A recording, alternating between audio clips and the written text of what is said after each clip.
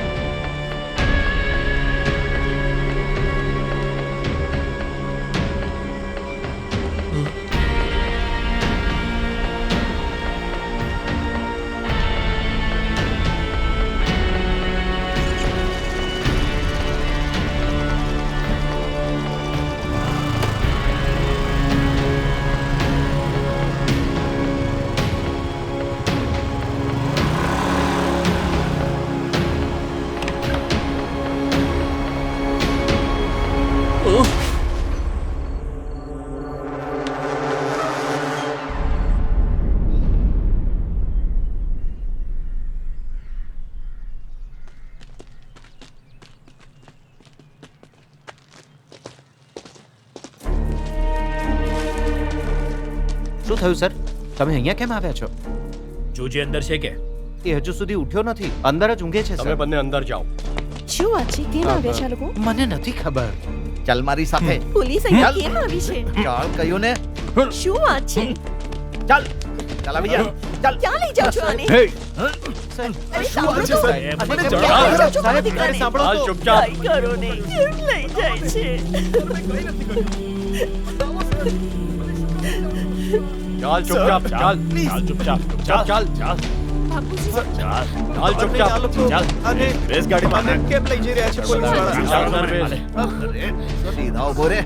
જોજી, શું વાત છે? ચાલ જોજી, ગાડીમાં બેસ. તમે એને કેમ લઈ કંઈક કહો તો ખરી. એને કર્યું છે શું? શું થયું, સર? કાંઈક તો કહો. હા.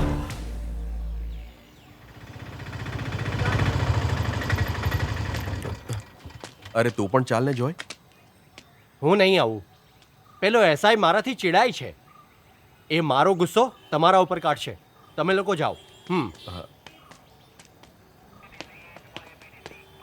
સર કોને મળવું છે? સર અમારે જોજીને મળવું છે સર. હમણાં એને નહીં મળી શકો. સર એને એકવાર મળીને અમે નીકળી જશું. એને કાંઈ નથી કર્યું સર. કહ્યું ને હમણાં નહીં મળી શકો. તમારા કહેવાથી અહીંયા કાંઈ નહીં થાય. કામ કરો, જાઓ અહીંયાથી. હમણાં નહીં મળી શકો. બહાર શેનો અવાજ છે? જોજીનું પરિવાર આવ્યું છે. સાંભળ, અમને અંદર નહીં આવવા દેતો. સર જોજીને એકવાર મળવા દો સર. સર એની સાથે એકવાર વાત કરવી છે. એની મમ્મી હોસ્પિટલમાં છે સર. તમે લોકો જાઓ. Sir please. સર બસ એકવાર મળવા દો પછી જતા રહીશું. અમે કાયદાના દ્રષ્ટિએ આની પરમિશન નહીં આપીએ. સર મને વિશ્વાસ છે જોજી કોઈને મારી ન શકે. એને મળવાની કોઈને પરમિશન નથી. એકવાર કહ્યું સમજમાં નથી આવતું. સર સર, અહીંયા ઊભા રહીને તમને કોઈ ફાયદો નથી થવાનો. અમે જોજી માટે કાંઈ નહીં કરી શકીએ. ચાલો ઘરે જાઓ. તમારો સમય બરબાદ નહીં કરો. કોઈ સારા વકીલને મળો.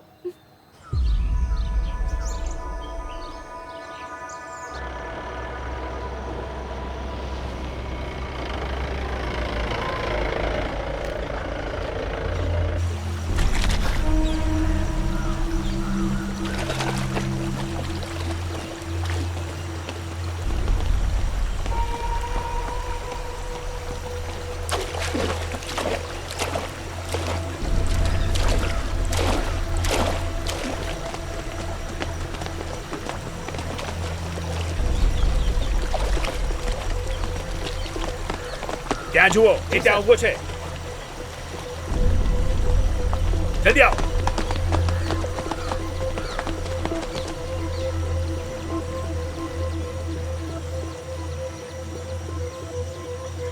હું કેટલા ટાઈમથી તારી રાહ જોઈ રહ્યો છું. ક્યાં છે તું? હું અહીંયા પુલની પાસે બેઠો છું. જલ્દી આવ ને યાર. મારી ગાડી, મારી બાઈક લઈને ગયો. ખબર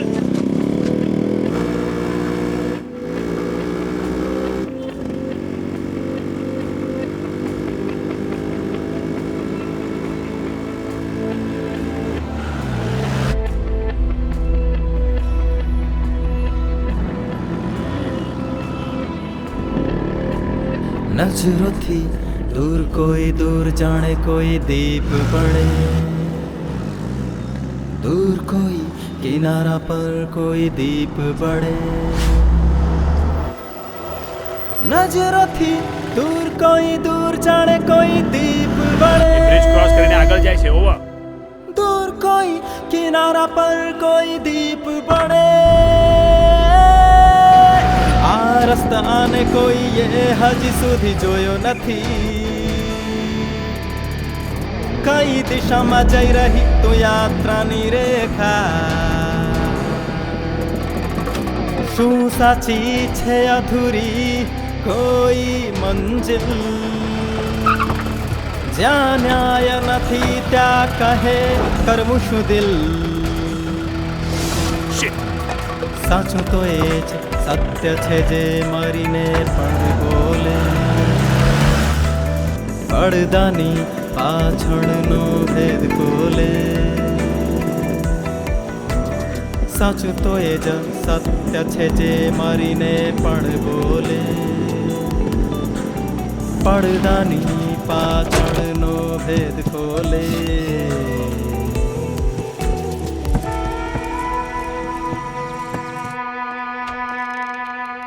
મે આઈ કમ ઇન સર? યસ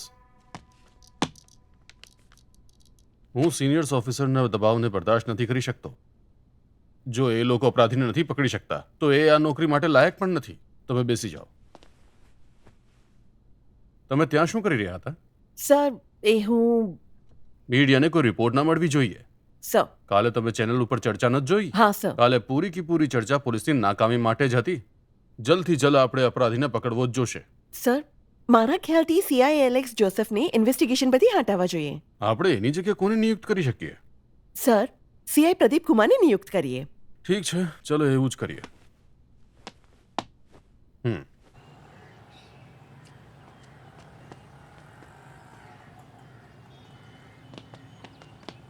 હા good morning hi good morning તમે લોકો ઘણા દિવસથી અહીંયા દેખાતા નથી શું વાત છે અમે મુથુકુટ્ટીના દીકરાના મામલે આમ તેમ ભાગી રહ્યા છીએ એટલે એને બહુ મોટી મૂર્ખાઈ કરી દીધી. શું કર્યું એણે પોલીસ કસ્ટડીથી ભાગી ગયો. હા હા ન્યૂઝમાં જોયું હતું મેં મુત્તુકુટ્ટી અને એની પત્ની બહુ પરેશાન છે. શું કરે? એ તો બહુ સીધા માણસ છે. હા એનું તો નસીબ જ ખરાબ છે. હું સ્ટીફનને ઓળખતો હતો જે મરી ગયો. એ બેંગલુરુમાં મારા એક દોસ્તની કંપનીમાં કેમિસ્ટ હતો. એને એ કંપનીમાં ઈમાનદારીથી કામ કરવાને બદલે ડ્રગ્સ અને માફિયામાં વધારે રસ હતો. જ્યારે માલિકને ખબર પડી ગઈ તો એને કાઢી મૂક્યો. એના પછી એ કોચી આવી ગયો હતો. અચ્છા તો તું એને ઓળખે છે? હા, એક દિવસ એની પત્ની બેંગલુરુવાળા ફ્લેટમાં મરેલી મળી હતી.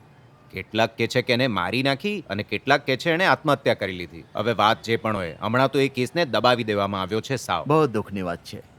એ જ્યાં પણ જાય જુવાન છોકરીઓની કમજોરી હોય છે. ડ્રગ માફિયાથી બધા પરેશાન છે. ચાલો પછી મળીએ. હા ઠીક છે, હું હમણાં નીકળું છું. મારી બોર્ડની મીટિંગ છે. ચાલો ઓકે, બાય. મળીએ.